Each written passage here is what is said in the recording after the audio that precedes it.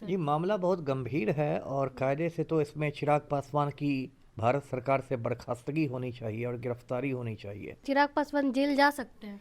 क्यों नहीं जा सकते हैं? चिराग पासवान क्या संविधान से ऊपर हैं, कानून से ऊपर हैं क्या? चिराग पासवान के मन में ये भी बात होगी कि सैया हमारा कोतवाल तो हमारा क्या होना है ना? हम तो प्रधानमंत्री के ही हनुमान हैं। तो उनको लगता है कि किसी भी आम आदमी पर गदा चला देंगे तो इनको कुछ होने वाला नहीं है, तो हनुमान है। यदि आपने किसी को इतना प्रताड़ित कर दिया कि वो जहर खा रही है, कायदे से तो मैं आपके चैनल के माध्यम से मांग करूंगा कि इस चिराग पासवान का इस्तीफा ले लेना चाहिए नरेंद्र मोदी को। चिराग पासवान पर पहले से बहुत इल्ज़ाम लगे हुए हैं, पहले से गुंडे मवालियों का साथ रहने का इल्ज़ाम लगा है। अब उन पर एक ये हो गया है, चिराग पासवान जो इतनी बड़ी बड़ी बातें करते हैं एकदम कि मैं मोदी का हनुमान हूँ और क्या क्या बिहार फर्स्ट, बिहारी फर्स्ट और बड़ी बातें बनाते हैं, उसकी भी एक तरह से कलई खुल गई है कि आप बातें बना रहे हैं और आप अपने बहनोई के लिए ईडी का दुरुपयोग करवा रहे हैं। तो ईडी तो बिल्कुल एक गिरोह की तरह, दाऊद इब्राहिम के गिरोह की तरह काम करने लगी है। भोपाल में एक महिला ने जो है जहर खा लिया, जिसका इल्जाम जो है केंद्रीय मंत्री चिराग पासवान पे लगाया जा रहा है। इन्हीं सब मुद्दों पे बातचीत करने के लिए हमारे साथ पूर्व आईपीएस अमिताभ दास जी हैं।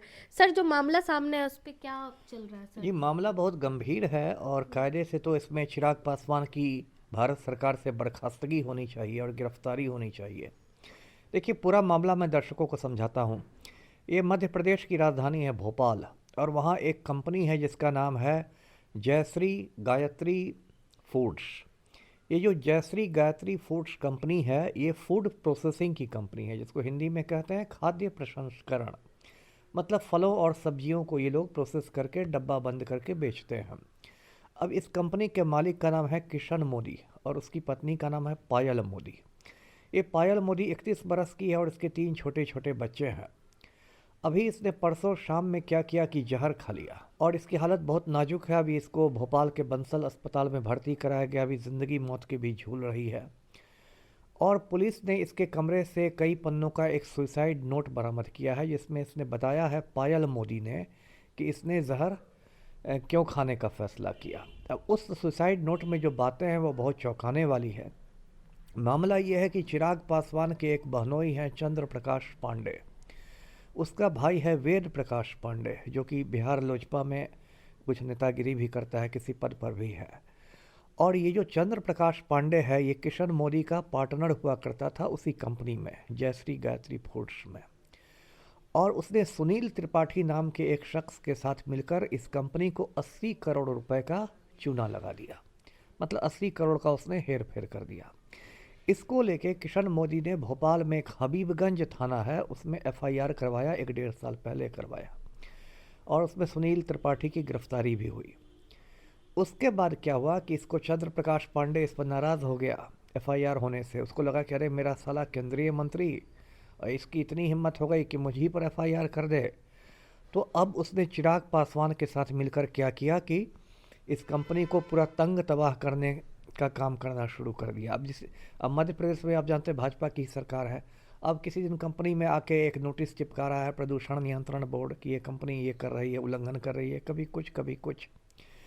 और चंद्र प्रकाश पांडे ने ये धमकी भी दी पायल मोदी को कि ईडी का मैं रेड करवा दूंगा।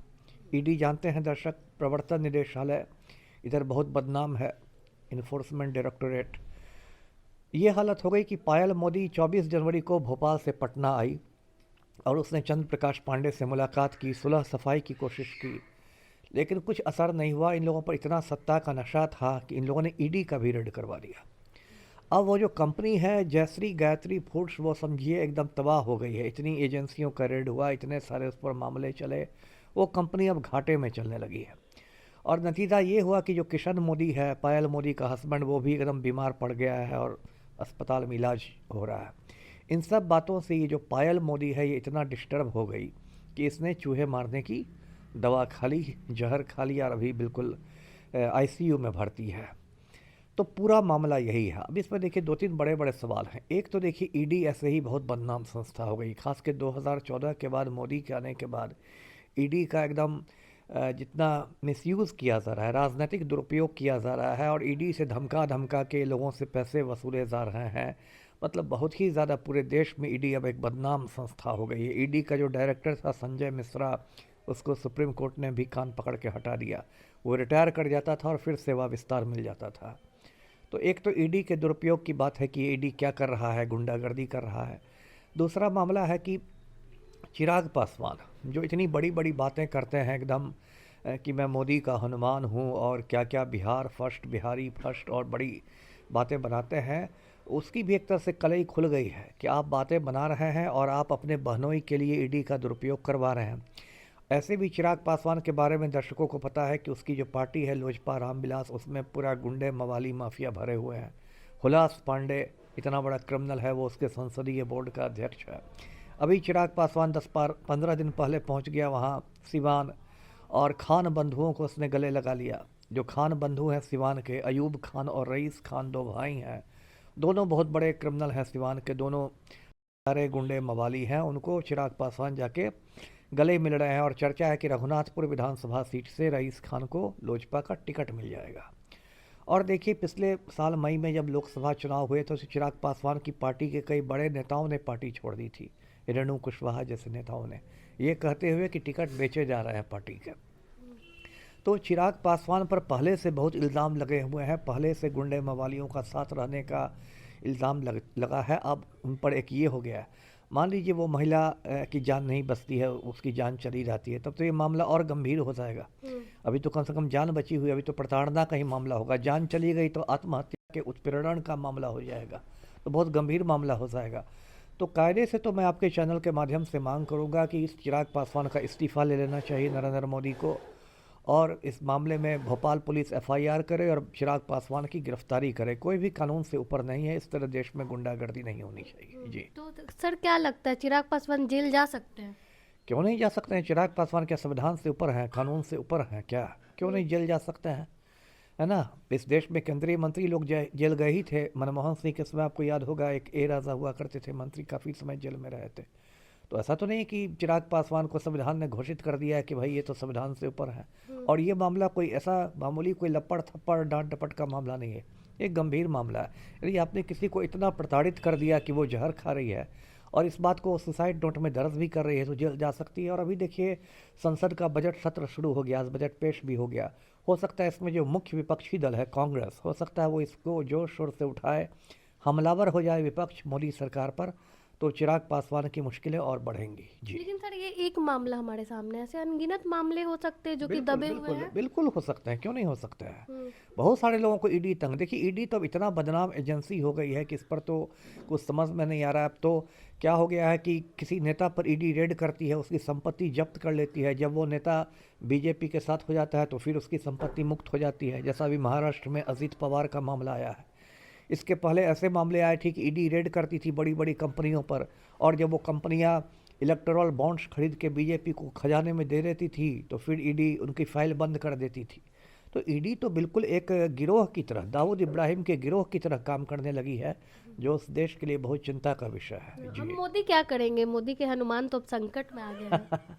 अब मोदी क्या करेंगे? मोदी तो देखेंगे कि कितना दबाव पड़ता है। शुरू में बात बनाएंगे, शुरू में तो चुप्पी साध लेंगे, है ना, एकदम चुपेंद्र मोदी बन जाएंगे। ज़्यादा यदि प्रेशर बढ़ेगा तो देखिए क्या करते हैं।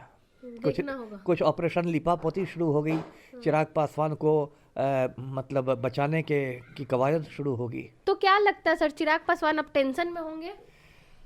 अब हल्का फुल्का टेंशन में होंगे, लेकिन फिर चिराग पासवान के मन में ये भी बात होगी कि सैया हमारा कोतवाल तो हमारा क्या होना है ना, हम तो प्रधानमंत्री के ही हनुमान हैं। तो इसलिए चिराग पासवान एकदम तिलक चंदन लगाए हुए हैं, हाथ में पूरा धागा क्या क्या बांधे हुए हैं, पूरा जंतर मंतर करके निकले हुए हैं। तो उनको लगता है कि किसी भी आम आदमी पर गदा चला देंगे तो इनको कुछ होने वाला नहीं है, तो हनुमान है। बचा पाएंगे सर? कानून से ऊपर हो गए चिराग अब पासवान। कोशिश तो की जाएगी, लेकिन बहुत को मोदी बचा लेते ना। गौतम अडानी इनका जो दोस्त है, दोस्त क्या है, मोदी का मालिक है, पूरे हिंदुस्तान को लूट रहा है, अब तक तो उसको बचाया जा रहा है ना। तो चिराग पासवान को बचाने की कवायद होगी, क्योंकि इस साल बिहार में चुनाव है, उसमें पासवान वोट बैंक भी ना मोदी जी को देखना है, तो बचाने की तो कवायद होगी। पूरी कोशिश होगी। पूरी कोशिश होगी। चलिए, बहुत बहुत धन्यवाद सर। पूरी कोशिश होगी चिराग पासवान को बचाने के लिए, पर देखना ये होगा कि कानून से ऊपर है क्या चिराग पासवान। बाकी सारे मुद्दों पे हमने इनसे बातचीत की, आपने सुना अमिताभ दास जी ने क्या कुछ कहा। बाकी आप अपनी राय कमेंट बॉक्स में जरूर दें। धन्यवाद।